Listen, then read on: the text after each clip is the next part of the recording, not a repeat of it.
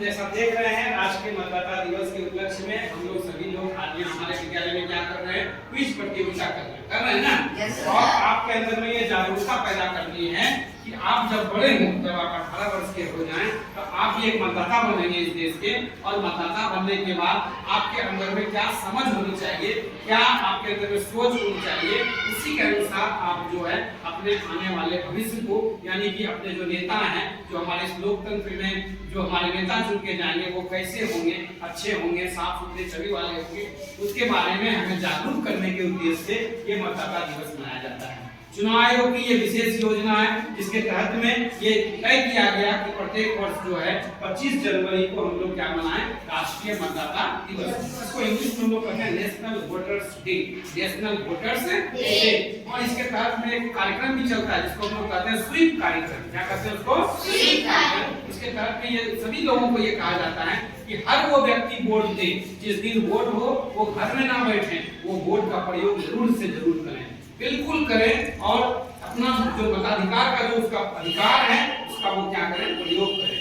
आप अभी बच्चे हैं, लेकिन जब आप 18 वर्ष के हो जाएंगे तो आपको भी मत देने का अधिकार मिलेगा। और तब आप मत देने जरूर जाइए, उस दिन घर में ना बैठें, अपने मत का प्रयोग अवश्य करें। और ये जरूर तय करें अपने दिमाग में कि हमारे लिए अच्छा क्या होगा और हमारे लिए बुरा क्या होगा। यही सोच करके और यही मान करके आपको वोट देना है कि हम जिसको वोट दे रहे हैं वो हमारे लिए अच्छा करेगा, हमारे इस देश के लिए अच्छा करेगा और हमारे व्यवस्था के लिए अच्छा करेगा। ठीक है, तो इसी उपलक्ष्य में आज जो है हम लोग ये क्विज प्रतियोगिता कर रहे हैं आप लोगों के बीच में। और हमारे जो क्विज के प्रतिभागी हैं, ये हमारे नन्ही सी एक बालिका है जिसका नाम है मीठी कुमारी, क्लास 6 की स्टूडेंट है। ये हमारे विद्यालय की प्रधानमंत्री है बाल संसद की, जिनका नाम है रवीना कुमारी। ये हमारे विद्यालय की होनहार छात्रा जिसका नाम है नीलम कुमारी। और ये हमारे विद्यालय के अच्छे बच्चे जिसका नाम है दीपक कुमार। साथ में बैठे हुए हैं, कौन से हैं ये? क्लास 6 के सोनू कुमार। और वो हमारे बहुत ही अग्रेसिव और अच्छे बच्चे जिसका नाम है रेहान रजा। ये सभी लोग हमारे आज के प्रतिभागी हैं। और आइए अब हम लोग इस तरफ से प्रतिभागी से शुरुआत करते हैं। पहला प्रश्न, तो आप बताइए, पहला प्रश्न, राष्ट्रीय मतदाता दिवस कब मनाया जाता है? 25 जनवरी 1950। बिल्कुल सही जवाब। इनके लिए जोरदार ताली। दूसरा सवाल, भारत में पहला राष्ट्रीय मतदाता दिवस किस वर्ष मनाया गया था? उस साल का नाम बताना है। 2011। बिल्कुल सही जवाब। आप सभी लोग तालियां बजाइए। तीसरा सवाल है इनसे, राष्ट्रीय मतदाता दिवस किस संगठन का स्थापना दिवस है? राष्ट्रीय मतदाता दिवस किस संगठन का स्थापना दिवस है? किसके स्थापना पर ये मतदाता दिवस मनाया जाता है प्रत्येक वर्ष 25 तारीख को?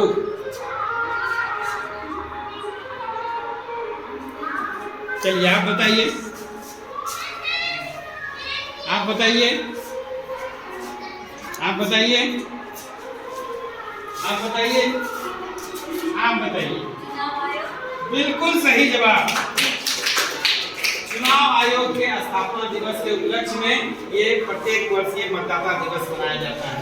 चलिए दीपक, अब आपसे चौथा सवाल, भारत में मतदान करने की न्यूनतम उम्र क्या है?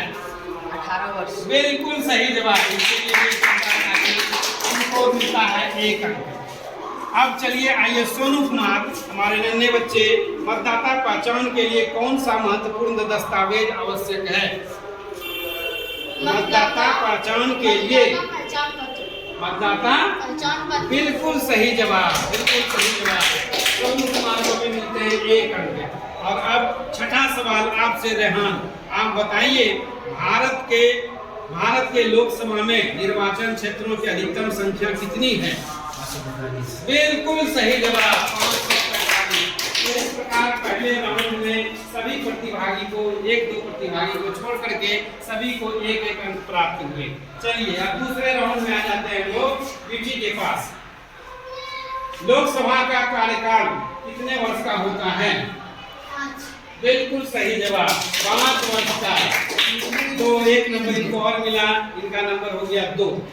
अब आइए रवीना, ईवीएम की शुरुआत सबसे पहले किस राज्य ने की थी? केरल। बिल्कुल सही जवाब, केरल में। लगता है पूरी तैयारी के साथ आप लोग आए हुए हैं। चलिए, इनको भी 1 नंबर मिला, इनका भी 2 नंबर हो गया। तीसरा सवाल नीलम से, राज्यसभा के सदस्यों की अधिकतम संख्या कितनी है? 40।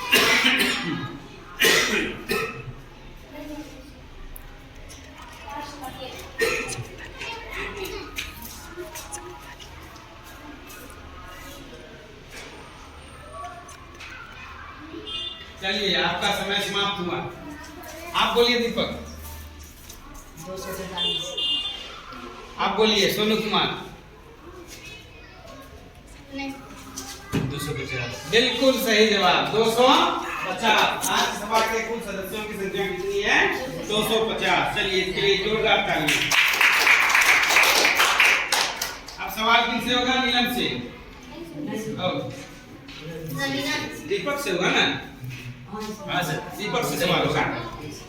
80 वर्ष से अधिक आयु वाले मतदाता के लिए क्या शब्द उपयोग किया जाता है?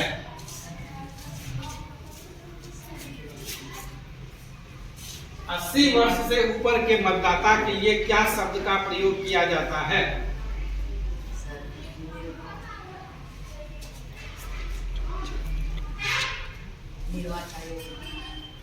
नहीं। चलिए, सोनू आप बोलिए। नागरिक मतदाता। नहीं। वरिष्ठ नागरिक मतदाता। बिल्कुल सही जवाब, वरिष्ठ नागरिक मतदाता। जिनका उम्र 80 वर्ष से ऊपर हो जाता है उनको मतदाता सिर्फ नहीं बोला जाता, उनके आगे नाम के आगे कुछ जुट जाता है जिसका नाम होता है वरिष्ठ नागरिक मतदाता। चलिए, सोनू से सवाल, अगला सवाल। सोनू, आप बताइए, चुनाव के बाद मतों की गिनती की प्रक्रिया को क्या कहा जाता है? चुनाव के बाद मत का जो गिनती होता है उस प्रक्रिया को क्या कहते हैं? मतगणना। बिल्कुल सही जवाब, मतगणना। क्या कहते हैं उसको? मतगणना। रेहान का 4 नंबर हो चुका है। अब फिर सवाल है रेहान से। आप बताइए, चुनाव में वोट डालने की प्रक्रिया को क्या कहते हैं? चुनाव में वोट डालने की प्रक्रिया को क्या कहते हैं? मतदाता। लीची, मतदान से मतदान। आपका समय निकल गया, फिर आप गलत बोल दिए। नहीं। मतदान। इनका पता है। चलिए, रवीना को ये नंबर जाएगा, 2 नंबर, 3 नंबर रवीना का हो गया। मतदान, मतदाता आप बोल चुके थे, फिर खत्म। चलिए विजय, सवाल अब आपसे। इस वर्ष मतदाता दिवस का थीम क्या है, यानी विषय क्या है? इस वर्ष मतदान दिवस का थीम क्या है? क्या उद्देश्य को लेकर के इस बार मतदाता दिवस मनाया जा रहा है? हर साल कोई न कोई उद्देश्य होता है, उसको हम लोग थीम बोलते हैं। बोलिए रीना। नीलम, दीपक, सोनू, रेहान। नहीं पता किन्हीं को पता है दर्शक में? नहीं पता है। मतदान से बढ़कर कुछ नहीं, मैं निश्चित रूप से मतदान करूंगा, यही थीम है इस बार का। मतदान से बढ़कर कुछ नहीं, मैं निश्चित रूप से मतदान करूंगा, करूंगा। दूसरा सवाल, ईवीएम का फुल फॉर्म बताएं। Electronic voting machine. बिल्कुल सही जवाब, 4 नंबर मिलाएंगे। भारत का पहला गणतंत्र दिवस कब मनाया गया था? भारत का पहला गणतंत्र दिवस कब मनाया गया था? तारीख के साथ बोलना है। 26 जनवरी 1950। बिल्कुल सही जवाब, 26 जनवरी 1950। एक अंक मिले नीलम को। अब नीलम से ही डायरेक्ट फिर प्रश्न है। इस बार देश में गणतंत्र दिवस के रूप में संविधान लागू हुए 2025 के कितने साल पूरे हुए? 2025 में संविधान है। और दीपक आप बताइए। सवाल सुन लीजिए पहले। इस साल देश के गणतंत्र दिवस के रूप में संविधान लागू हुए 2025 में कितने साल पूरे हुए?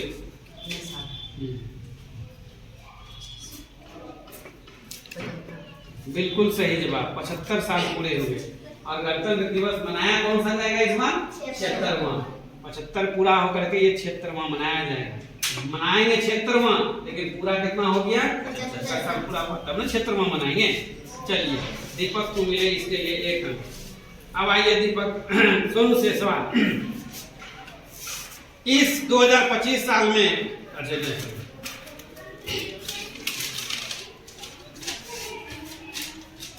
गणतंत्र दिवस पर झंडा फहराने वाले पहले राष्ट्रपति कौन थे?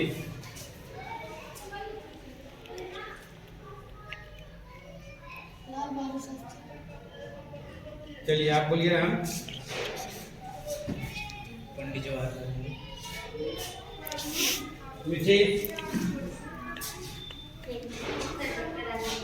बिल्कुल सही जवाब।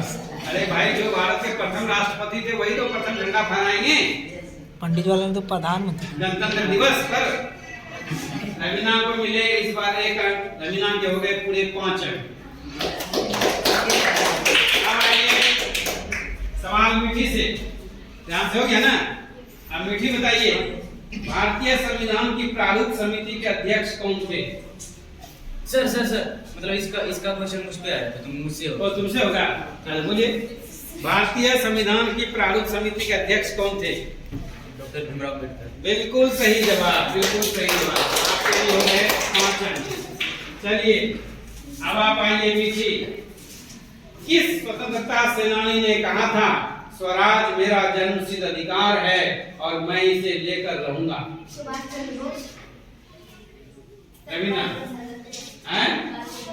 बिल्कुल सही जवाब, बाल गंगाधर तिलक ने कहा था, स्वराज मेरा जन्मसिद्ध अधिकार है और मैं इसे लेकर रहूंगा। चलिए नीलम से, सॉरी रवीना से सवाल। भारत के लोकतंत्र में 4 स्तंभ कौन कौन से हैं? उन चारों स्तंभ का नाम बताना है। भारतीय लोकतंत्र में 4 पिलर है, 1 2 3 4। इन चारों का नाम बताइए।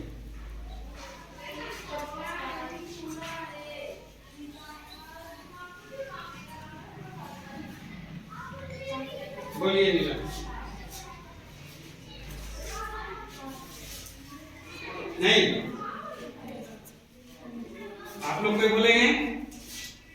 चारों पिलर का नाम है विधायिका नंबर 1, दूसरा कार्यपालिका, तीसरा न्यायपालिका और चौथा है मीडिया, प्रेस जिसको बोलते हैं।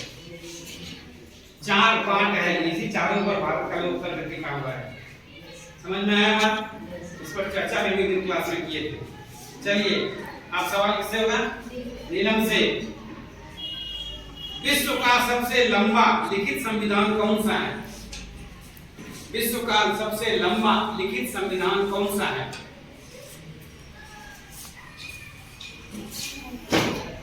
बोलिए दीपक।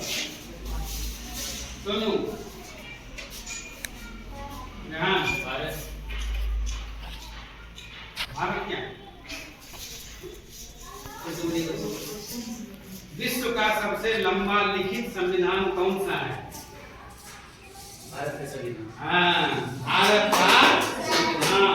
इससे बड़ा लिखा हुआ और लंबा दस्तावेज कोई भी दुनिया का संविधान का नहीं है। चलिए इसके लिए मिले रेहान को 1 नंबर, रेहान के हो गए 6 अंक। अब सवाल दीपक से। दीपक आप बताइए, पहले जहां परेड होती थी दिल्ली में, है ना, उसे राजपथ कहा जाता था। उस रोड को जिस पर परेड होता था उसको राजपथ बोलते थे। उसका नाम बदल करके आज के डेट में अब क्या हो गया है? उस रोड का नाम बदल दिया गया।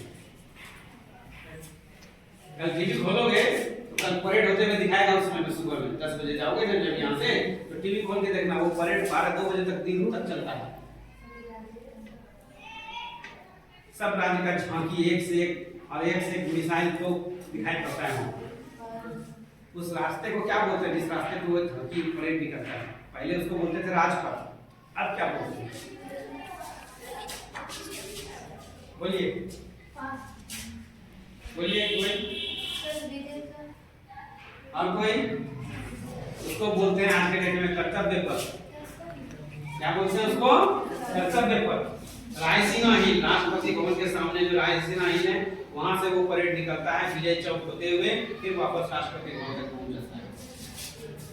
वही रास्ते में जो निकलता है उस रास्ते को पहले राजपथ बोला जाता था।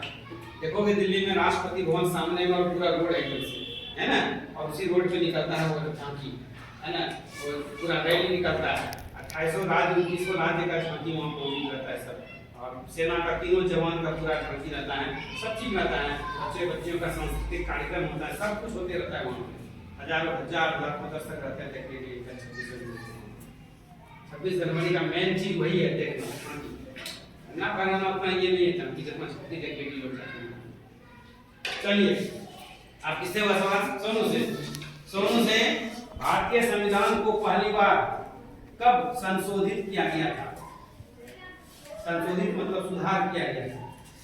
संविधान में बाबा साहब ने लिख दिया था कि जरूरत के हिसाब से इसमें सुधार किया जा सकता है। तो पहला संशोधन कब हुआ था? पहला बार सुधार कब हुआ था? वो जो लिख के गए थे उसी में सुधार हुआ। क्या सुधार हुआ? तो क्या हुआ उससे तो कोई नहीं मालूम। पहला हुआ कब? वो साल बता।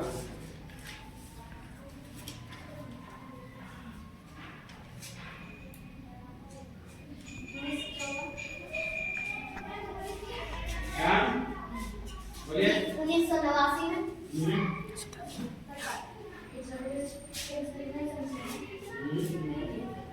1950 में ही हुआ था पहला संशोधन। बता सकते ये सब अभी याद था। अच्छा चलो इसके लिए 1 नंबर दिए, तुम्हारे हो गए 5 नंबर। अब किससे सवाल होगा? रेहान से। महाराणा प्रताप बुलबुल के नाम से किसे पुकारते थे?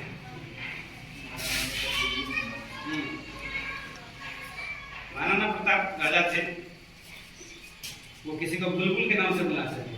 क्या था वो बुलबुल? क्या चीज? नहीं पता। अपनी बेटी को अपने घोड़े को जो उनका प्रिय घोड़ा चेतक था उसी को बुलबुल के नाम से पुकारते थे। समझे? चलिए इसके लिए जवाब मिल गया रवीना से। रवीना की भी हो गए 6 अंक और 7 अंक।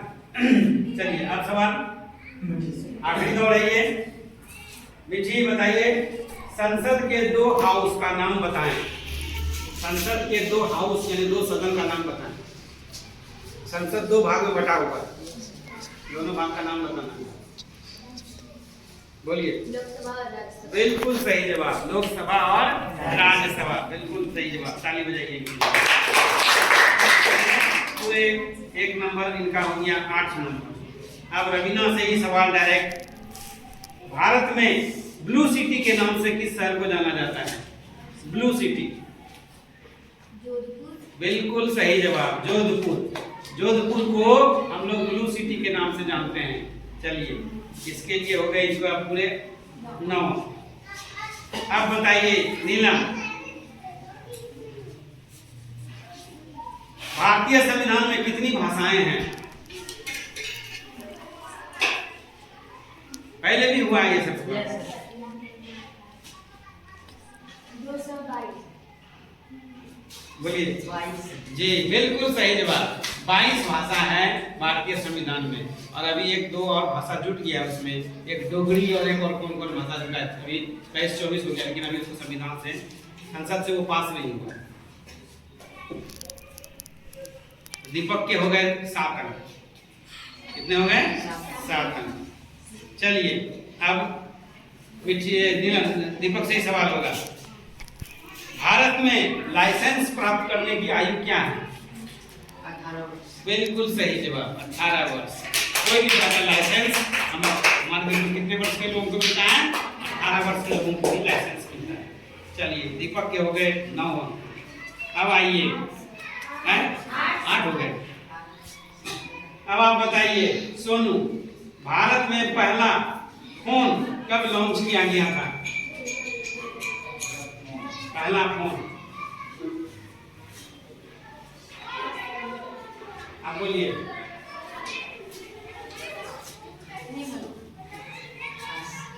कोई बोलेंगे? कोई नहीं है? 1989 1995 में। भारत में पहला फोन कब मिला था? 1995 में। और अंतिम सवाल रेहान से, भारत के द्वितीय राष्ट्रपति कौन थे? हाँ, भारत के द्वितीय राष्ट्रपति कौन थे? सही है, बोलिए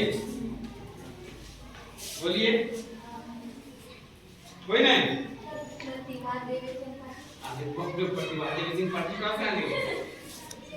कोई नहीं बोलेंगे? रेहान ही सही था, रेहान ही सही था। प्रथम उपराष्ट्रपति और बाद में फिर वही राष्ट्रपति बने, तो द्वितीय नहीं हुए, द्वितीय राष्ट्रपति हुए नहीं हुए हो? तो रेहान को इसके लिए मिले पूरे 1 अंक, उनका हो गया 10। 7 8 हो चुका था उसी समय में, 9 हो चुका था उसी समय में। नहीं सर 8 अंक हुए रेहान के।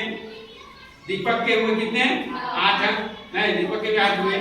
रवीना के हुए 9 अंक और मीठी के हुए 3 अंक, 3 अंक। और नीलम के हुए 2 अंक।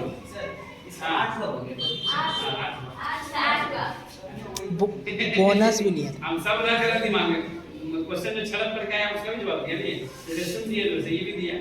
और सोनू के हुए 2 अंक। चलिए, सब लोगों को बहुत बहुत बधाई हो, और इसके लिए आप सबको फिर से जोरदार एक बार ताली।